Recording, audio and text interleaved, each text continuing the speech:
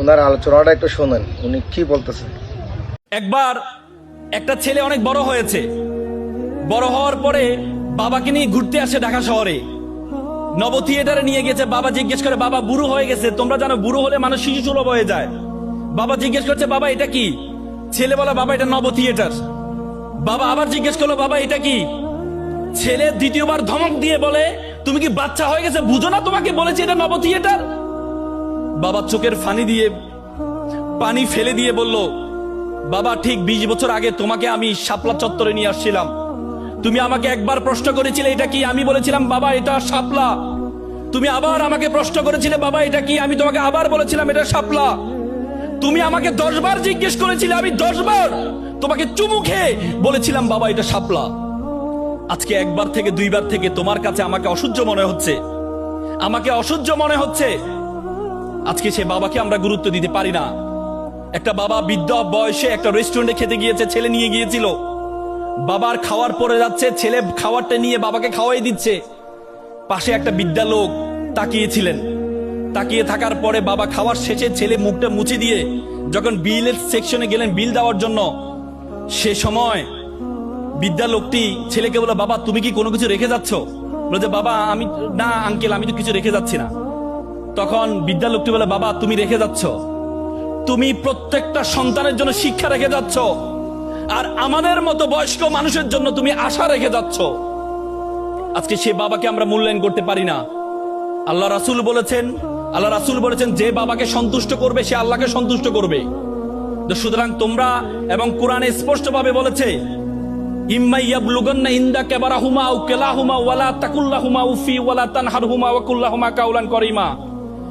মা বাবার সাথে উফ শব্দটি পর্যন্ত ব্যবহার করো না, উফ শব্দটি পর্যন্ত তোমরা ব্যবহার করো না। আজকে বাবারা একটু গরম হয়, আমাদের কাছে অসহ্য লাগে। একবার একটা বাবা ছেলে ঘুড়ি উড়াচ্ছিল। ছেলে বাবাকে জিজ্ঞেস করলো, আচ্ছা বাবা ঘুড়িটা কিসের কারণে উঠছে? তখন বাবা বলল, ঘুড়িটা সুতার কারণে উঠছে। তখন ছেলে বলে, বাবা আমি দেখছি সুতা ঘুড়িকে টানছে, আর তুমি বলো সুতার কারণে উঠছে। তখন বাবা তাকে শিক্ষা দেওয়ার জন্য সুতারা ছিঁড়ে দিয়েছিল। পরবর্তী দেখা যায় একটু লাফঝাপ করে ঘুড়িটা আবার নিচে পড়ে যায়। তখন বাবা বলল, তোমার কাছে অনেক সময় মনে হয় এর টানটা তোমার স্বাধীনতা খর্ব, তোমার কাছে অনেক সময় মনে হয় এর টানটা তোমার কাছে স্বাধীনতা খর্ব, কিন্তু এর টান যদি না থাকে তোমার জীবনের ঘুড়ি উড়বে না, উড়বে না, উড়বে না। আজকে শিক্ষার্থীরা, তোমরা তোমার বাবাকে তোমরা সব সময় দেখো বাবারা খুব ভালো পোশাক পরে অফিসে যায়। মায়ের কষ্টটা তোমরা সবসময় দেখো, বাবার কষ্টটা তোমরা সবসময় দেখো না। কারণ বাবা যখন অফিসে যায় স্টুডেন্ট বুটেড হয়ে যায়, কিন্তু সে যখন শ্রমিক হিসেবে কাজ করে তখন এই পোশাকটা খুলে ময়লা পোশাক পরে সারাদিন কাজ করে আবার ঘরে আসার সময় আবার নিজের সুন্দর পোশাকটা পরে আসে। তুমি তো দেখেছো সকালে গিয়েছে সুন্দর পোশাক পরে, আবার রাতে আসে সুন্দর পোশাক পরে, কিন্তু এই যে সারাটা দিন যে কষ্ট করেছে তোমার জন্য, সে কষ্টটা আমরা দেখি না। এজন্য তোমাদের প্রতি উদাত্ত আহ্বান থাকবে শিক্ষার্থীরা, তুমি তোমার মাকে যতটুকু মূল্যায়ন করবা তোমার বাবাকে ততটুকু মূল্যায়ন করবা। মায়ের বিষয় তোমরা এখানে অনেক, আজকে আমি কিছুদিন আগে আমি অবাক হয়েছিলাম, একটা বৃদ্ধাশ্রমে, ঢাকার একটা মিরপুরে একটা বৃদ্ধাশ্রমে গিয়েছিলাম। সে বৃদ্ধাশ্রমে দেয়ালে বড় করে লেখা আছে, একটা ছেলে লিখেছে, বড় করে লিখেছে, একটা মা লিখেছে যে বাবা এবার ঈদে তোর বাড়িতে আমাকে একটু নিবি, বাবা এবার ঈদে তোর বাড়িতে আমাকে একটু নিবি। কত ভয়ঙ্কর বাক্য ব্যবহার করেছে, কত ভয়ঙ্কর বাক্য ব্যবহার করা হয়েছে। এবার ঈদে তোর বাড়িতে আমাকে একটু নিবি। মায়ের কষ্ট, বাবার কষ্ট আমরা বুঝি নাই বলেই আজকে আমাদের দেশে বৃদ্ধাশ্রম বেড়ে যাচ্ছে। আজকে আমাদের দেশে বৃদ্ধাশ্রম বেড়ে যাচ্ছে। সেই মা বাবার কষ্টটা বুঝবা। একবার একটা মা ঘরে রান্না করছিল, এমন সময় ছেলে এসে মাকে একটা চিরকুট ধরিয়ে দিল, বলল যে মা তোমাকে একটা বিল দিলাম, বিলটা পরিশোধ করো। মা বললো যাও তো আমি কাজ করছি। বলছে না মা, তোমাকে একটা বিল দিলাম, বিলটা পরিশোধ করো। মা কাগজটা খোলার পর দেখলো ছেলে লিখেছে যে মা তুমি রান্না করার সময় বিভিন্ন সময় আমাকে বিভিন্ন জিনিস আনতে বলো, এটার জন্য 100 টাকা বিল। তুমি আমাকে গাছে পানি দিতে বলো, এটার জন্য 100 টাকা বিল। তুমি মাঝে মধ্যে দোকানে পাঠাও, এটার জন্য 100 টাকা বিল। মা এটা দেখে দাঁড়ানো অবস্থা থেকে বসে যায়। বসে যাওয়ার পর বাবা তুমি লিখেছো? বলছে মা হ্যাঁ আমি লিখেছি। বাবা তুমি লিখেছো? বলছে মা হ্যাঁ আমি লিখেছি। বললো যে এক কাজ কর, তোমার জন্য আমি একটু নুডলস রান্না করেছি, নুডলসটা তুমি খাও, আর তোমার বিলটা আমি নিয়ে আসতেছি, তুমি একটু ওয়েট করো। মা একটা কলম নিয়ে সে কাগজের বিপরীত পাঠে লিখলো, বাবা 9 মাস তোমাকে পেটে ধারণ করেছিলাম, জীবনে এত কষ্ট, টানা 9টা মাস তোমাকে আমি বহন করেছি। রাতে ইচ্ছে করতো একটু ডান পাশ হই, কিন্তু ডান পাশ হতাম না। আমার বাবুটা যদি পেটে ব্যথা পায়, সেজন্য আমি ডান পাশ হতাম না। ইচ্ছা করতো একটু বাম পাশ হই, কিন্তু যে বাবুকে আমি দেখি নাই, তার প্রতি আমার এত মহব্বত, আমি বাম পাশ হতাম না, যে আমার সন্তানটা যদি ব্যথা পায়। সেটার জন্য তোমার বিল 0 টাকা। তুমি জন্মগ্রহণ করেছিলে, জন্মগ্রহণ করার পর 2টা বছর যে পরিমাণ ঘুম ভেঙেছে আমার, যে পরিমাণ প্রায় 6 মাস টানা, 6 মাস পরিমাণ ঘুম আমি ঘুমাই নাই আমার সন্তানের জন্য, সেটার জন্য বিল 0 টাকা। তুমি পিঠা পছন্দ করতা, ওই দিন পিঠা রান্না করেছিলাম তোমার জন্য, পরিবারের সকলে পিঠা খেয়েছে, সর্বশেষ একটি পোড়া পিঠা ছিল, সারাদিন কিছু খাইনি, চিন্তা করেছিলাম পিঠাটা খাবো। তুমি বাইরে থেকে দৌড়িয়ে এসে বললাম, মা এটা কি অন্য পিঠা, এই পিঠাটা আমি খাবো।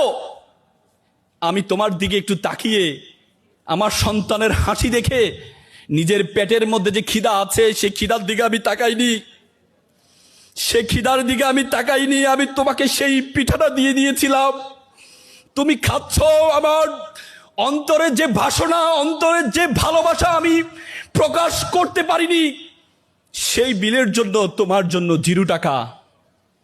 সন্তানকে যখন দেয়া হলো, সন্তান এটা দেখে মাকে জড়িয়ে ধরে কান্না করে বলল, মা তোমার কাছ থেকে কোনো বিল আমি চাই না। চুমু খেয়ে ছেলে কান্না করে দিয়েছিল। আজকে আমরা প্রতিদান চাই, কিন্তু মা বাবার প্রতিদান তুমি কখনো দিতে পারবা না। মেডিকেল সায়েন্স বলে একটা মানুষ ব্যথা সহ্য করতে পারে 45 ইউনিট, তার চেয়ে সে বেশি ব্যথা পেলে সে হয়তো বেহুশ হয়ে যায়, না হলে মারা যায়। মা যখন সন্তান প্রসব করে, তার ব্যথার ইউনিট হচ্ছে 55। বলা হয় 30টা হাড় একসাথে ভাঙলে যেমন ব্যথা পায়, তার চেয়ে বেশি ব্যথা পায় তোমার মা। সে মাকে আমরা বৃদ্ধাশ্রমে রেখে আসি, সে বাবাকে আমরা দূরে সরিয়ে দিই। আমরা মনে করি পরিবার মানি আমি, আমার স্ত্রী, আমার সন্তান মানি পরিবার। আমার বাবা মাকে বৃদ্ধাশ্রমে রেখে আসি। মনে রাখবেন, আপনি যখন বড় হবেন, আপনার সন্তান মনে করবে তার স্ত্রী, তার সন্তান মানি পরিবার। আপনি পরিবারের অংশ নয়, আপনাকে বৃদ্ধাশ্রমে রেখে আসবে। এজন্য তোমরা প্রত্যেকে শিক্ষার্থী এবং অভিভাবক যারা আছেন, একটা ছেলে আমেরিকার ইঞ্জিনিয়ার হয়েছে, সে আমেরিকাতে ইঞ্জিনিয়ার হয়েছে। তার মা তাকে কল করলো একদিন যে, বাবা তোমার বাবা মারা গিয়েছে, তোমাকে আসতে হবে। ছেলে বলছে, ঠিক আছে মা, আমি আসার ব্যবস্থা করছি।